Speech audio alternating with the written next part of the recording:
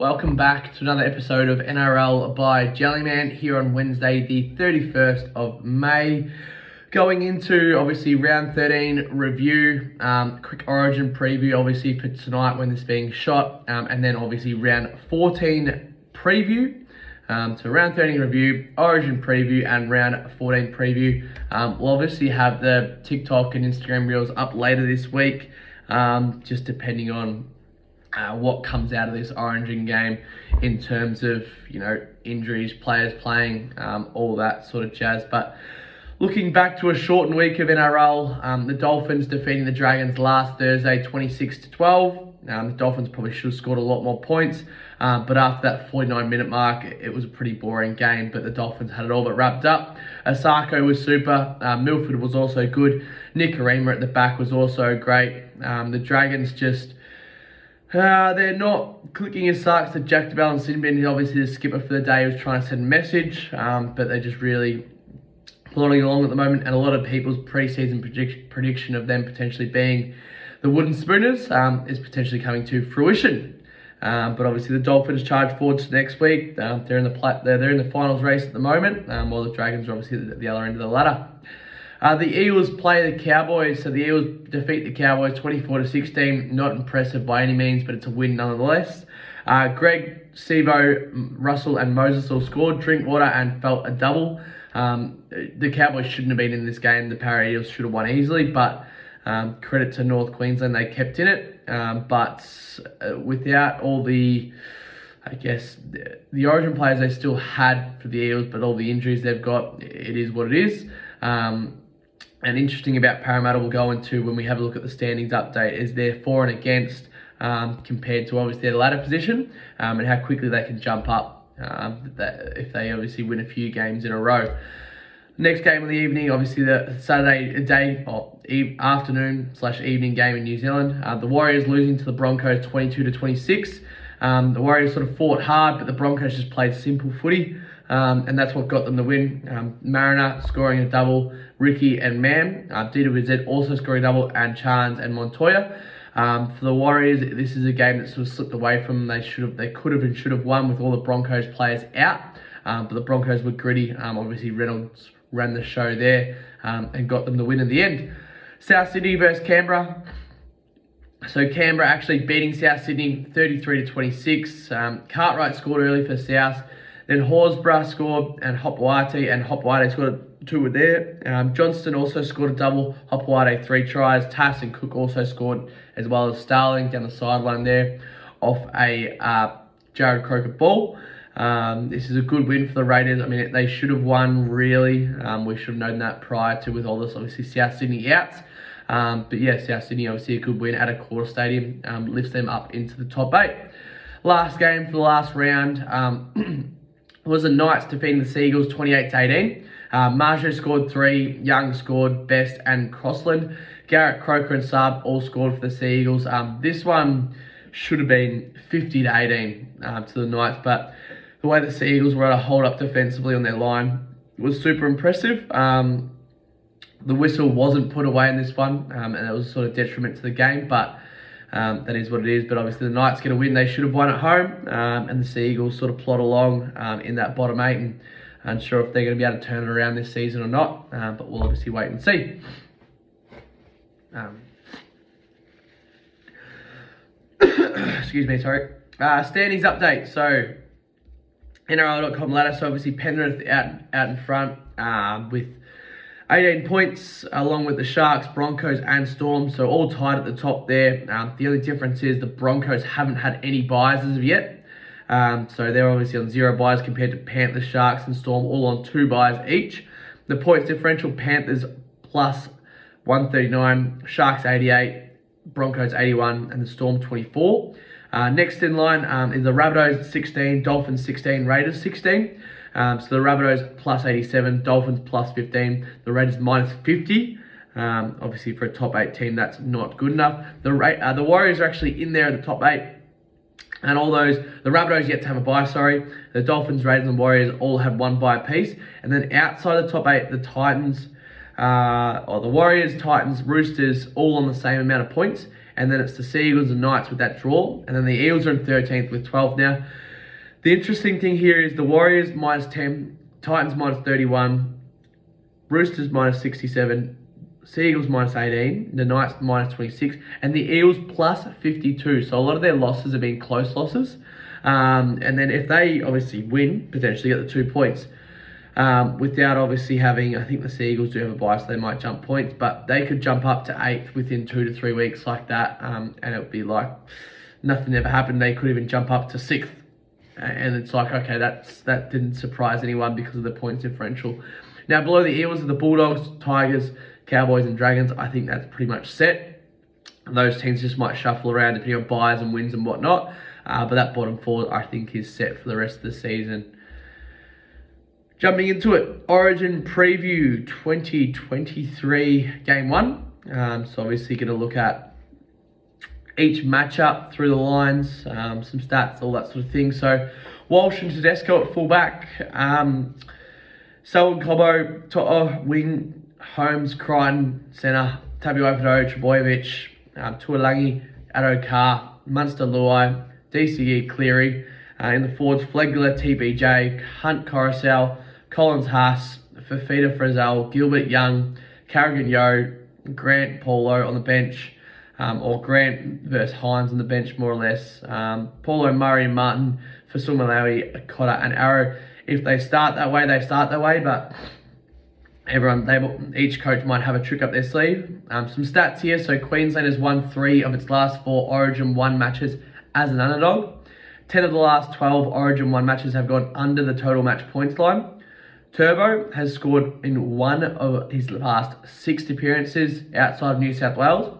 Luai has scored a try in each of his last 2 Origin matches. Queensland has covered the line in 3 of its last 4 Origin matches. Some other stats here from NRL.com. The Maroons and Blues have split the last 6 Origin series, 3 apiece. The Maroons winning 17, 20 and 22. The Blues getting the job done in 18, 19 and 21. Inglis holds the records for the most tries, which we know, but no one else on that list there is obviously playing in this one. There have been 126 Origin matches played since the concept began in 1980. The Maroons holding a 67 to 57 lead with 2 draws as well. Nathan Cleary requires 12 points in Game 1 to come in with the second New South Wales player to reach a century. And then DCE and James Tedesco will achieve the milestone of 20 State of Origin appearances in the opening game, which is quite impressive. But jumping into, I guess, what we think of the matchups. Walsh and Tedesco, obviously Walsh brings that X factor, but can he keep the errors out of his game? Tedesco's been there and done it at all different levels. Obviously he has been inconsistent at club level this year, but how much of that is on him / the club? His stats still look good. This one's, I guess, Walsh could be a game breaker. Tedesco could be a steady hand for the Blues and also a game breaker. Tedesco with the experience and just the unknown of Walsh as well, but he could bring that X factor and show why he is who he is. Cobbo and Tuolangi versus To'o and Addo-Carr. I believe Tuolangi is going to be on the left, Cobbo on the right, Addo-Carr on the right, Brian To'o on the left. But we'll just have to wait and see. It just depends. I mean, Crichton and To'o play the right edge at Clubland, but they both can play either edge as well. Obviously, Turbo's stronger edge is that right edge that he plays down. So I'd say he'd be on the right edge with Addo-Carr, and you'd have Crichton and To'o on the left edge. In terms of the matchup, once again, Cobbo, it's can he keep the errors out of his game similar to Walsh? I think him and Walsh are up the top 5 for errors in the NRL this season. And then for Tuolangi, him being brought in, obviously not in good form at the Cowboys, but as a specialist finisher, also gets those big running meters out of the back line. So that's why he's in there. So him and Cobbo getting those big runs and obviously big rangy wingers out of the back line as well as good finishers. And then To'o and Addo-Carr, energy out of the back line, can also finish as well. For the centres, Holmes, Tabuai, versus Crichton and Trebojevic. The way it looks like it's going to match up, it's going to be Holmes against Turbo and Tabuai versus Crichton, but we'll have to wait and see. Holmes' normal edge is that left edge, but he also played the right edge back in the day. Tabuai obviously playing at fullback this year. He did play a little left edge centre, so we'll just have to wait and see how that all matches up. Crichton and Turbo, obviously Crichton most likely play that left edge, Benson and Turbo on that right edge. How fit is Turbo? He looked good in his last game, but can he continue on into this game? We'll have to wait and see. The halves pairing, so Munster and Luai. So Luai obviously being second fiddle to Cleary, Munster needing a big game, being maybe first fiddle, and DC are getting around the park. Cleary obviously getting them around the park, but also spotting those attacking moments. It's really, these are two players on each side that can break the game, but also steer the game for each squad, and it's a fairly even matchup. We can't separate them there. Flegler and Collins versus TPJ and Haas. Flegler and Collins, obviously that brute force, same as TBJ and Haas. Obviously Haas, there's no one else like him in the game at the moment, and he obviously dominates that area. But Collins is obviously a bit of a nutter and can go forward and attack at any moment. Hunt versus Coruscant. Hunt's obviously been there and done it at Coruscant. Is he an 80-minute hooker? Yet to wait and see. Obviously Hunt with that combination with Grant, super attacking, and we know what he's done in previous years. In the second row, for Feeder and Gilbert versus Frasell and Young. Obviously, Gilbert plays that 13 role, so he can ball play. For Feeder, obviously, his number is at 170 average run meters per game this season. And Frasell and Young, obviously Young coming into the starting lineup, actually in for his debut. Frasell obviously has been there and done it. And then Carrigan versus Yo at lock. Both very similar players. Yo just has the steady head on his shoulders. So does Carrigan, but Yo obviously has that more experience. The utility, which is Grant and Hines, we're not sure how they're going to use Hines, but we know how they're going to use Grant. He'll obviously do what he does. For Sul-Malawi, Cotter and Arrow, Murray, Martin and Paulo, we all know what they can do in the Origin arena. What we're looking at is potentially, what we're feeling is a Queensland win away from home. New South Wales just haven't proven they've been able to win away from, in that series a couple of years ago, they were able to win in Queensland, but Queensland had a very, very average lineup. This lineup this year, it's even as been in the last sort of 3, 4, 5 years, I'd say, since that sort of era of dominance from the Queensland Maroons. We do like the Maroons in this one. Total points under. They just get Origin away from home, but then obviously going back to game 2, we see the Blues winning in Sydney, and then it being a 50-50 in Queensland as well. So Queensland, the Blues, and then 50-50 is the way that we're seeing this Origin series. Obviously, that is on this evening, so if you potentially missed this, it may have already come through, and whatever may happen out there in Adelaide. Looking at round 14, so we'll jump through this quickly, just because, we can go through the team list, but it's not really gonna, some of them won't really matter until game day, which is why we'll be doing our tips sort of the morning of the games. We had been doing them prior to the weekend, but we will be doing our tips prior to the games, just because of the way the format is with State of Origin. So the Tigers, they pretty much remain unchanged from their big win against the Cowboys. They obviously host the Raiders. This one is out there at Campbelltown. So Jared Croker, Corey Harrowan and I out. Chris has been named. They've also named Hudson Young as well. Xavier Savage also been named. Saulo comes in, so they're expecting Hudson Young. I don't think he'll back up, being at 2 days.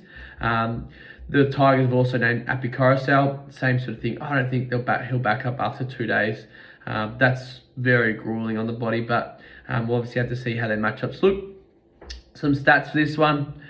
So the Canberra has won each of its last 6 away matches against the Tigers. 7 of the last 8 matches between the Tigers and Canberra have gone unders. The Tigers have failed to cover the line in 6 of the last 7 home matches after a bye. The Tigers have allowed 16 plus points in 8 of the last 9 games. North Luma 1 plus try in 3 of his last 4 games.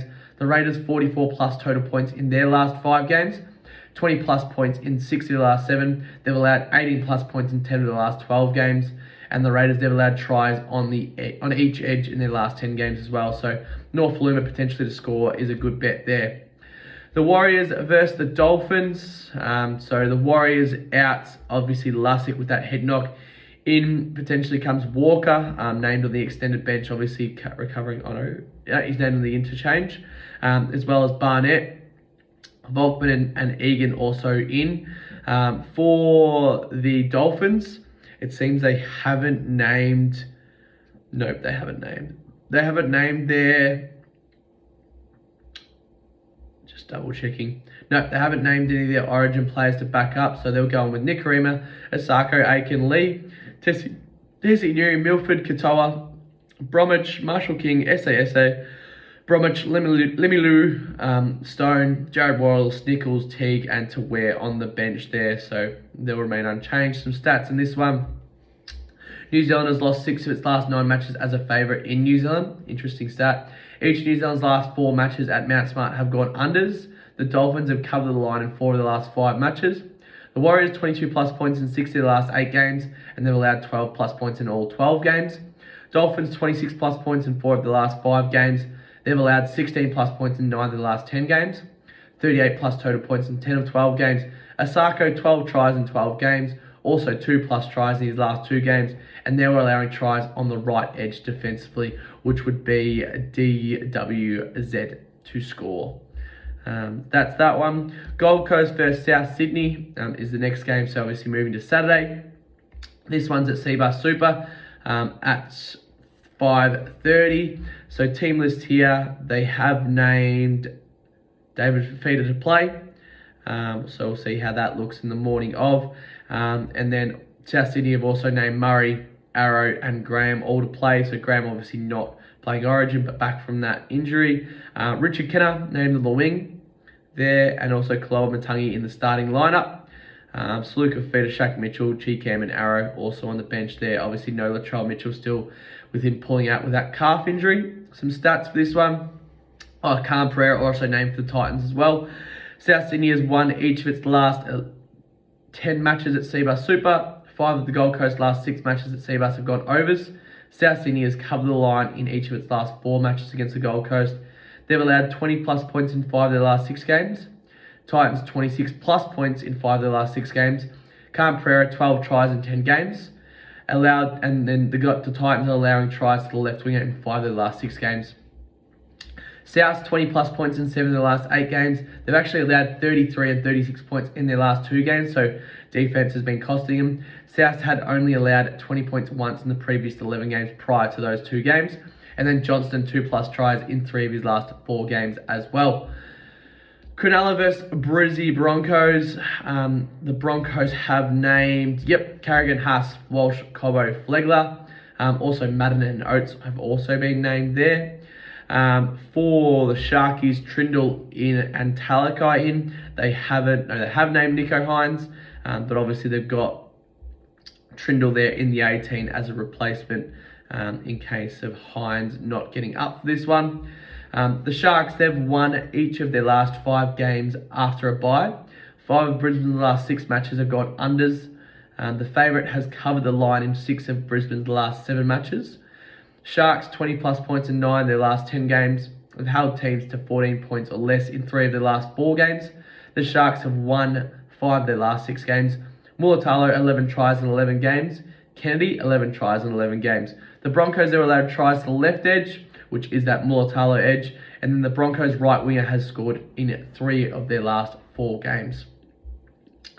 As we mentioned, a lot of these games are dependent on who gets up to play, so we won't have any head-to-heads or recommendations as of right now. The Roosters and the Bulldogs. So the Roosters have named Tupou, Warrior Hargreaves, Manu, White and May out to Smith and Radley. Tedesco is named, Suoli also named, obviously. They've actually named a winger Porga on the wing there, which means, they actually have put... They've got Tupou there, but they've put Jackson Paulo to reserves, which is quite interesting there. Also Hutchison, Nathan Brown, Crichton and Lodge on the bench. Their lineup's so good. Jake Turpin into hooker. And then for the Bulldogs, they haven't named Addo Carr, so it looks like they've named him at the 21.